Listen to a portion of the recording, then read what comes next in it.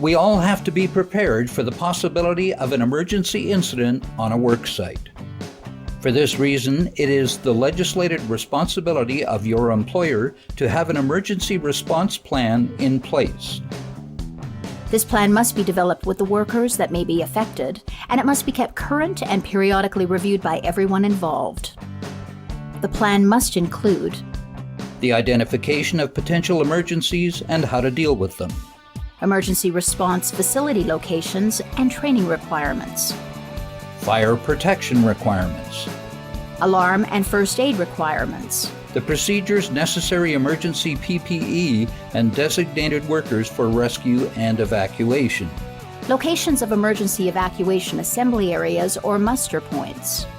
And there must be regularly simulated emergency exercises and training so that everyone knows and practices the correct response. In an emergency, the designated emergency person who is first on scene must assess the situation and alert others to sound alarms and draw the attention of others to evacuate. Activate emergency services by dialing 911 or the designated emergency phone number for your work site. Check with your supervisor. It may not be 911. Call the fire department if fire, resuscitation, or rescue services are required. Call utility companies when needed. Management will call government departments, family members, and possibly the media. Provide information as to the type and location of emergency and what assistance is required. Arrange to have one employee meet emergency vehicles at the gate or property entrance to direct emergency responders. Extinguish fire, if applicable. Shut off main gas supply if necessary. Shut off main electrical breaker if necessary. Close all fire doors if possible.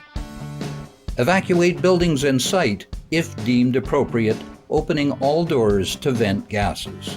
Designated fire wardens and monitors are to make certain everyone has evacuated.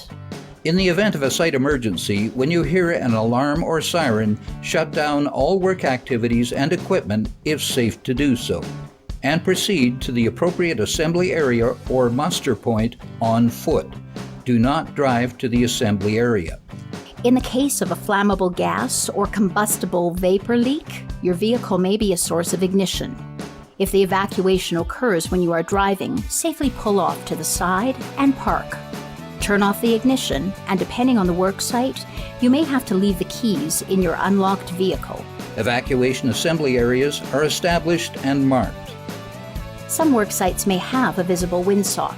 Otherwise, check wind direction with visual aids such as flags and smoke from stacks. And workers should proceed upwind or crosswind from the source of an emergency to the safest muster point. If working in a fully operational industrial plant or facility, make certain you are aware of the location of emergency exit gates that are usually installed at regular intervals within the perimeter fencing of these facilities. These gates are intended to facilitate evacuation off the property when safe access to an assembly area is not possible. And remember, when you hear an evacuation alarm or siren, you don't know the nature of the emergency hazard. It may be a flammable or combustible leak. Consequently, there must be no smoking in the assembly or muster areas, as matches, lighters, and cigarettes may become a source of ignition. A head count will be taken within the designated assembly areas to ensure all personnel are safe and accounted for.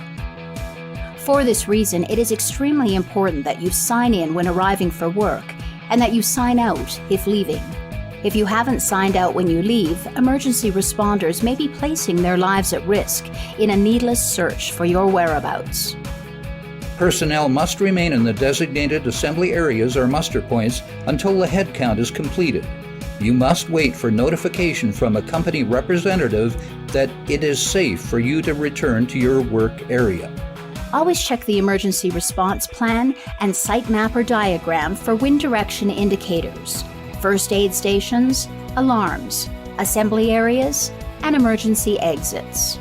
On a busy work site, emergency locations often change to accommodate construction progress. It is your job to stay informed.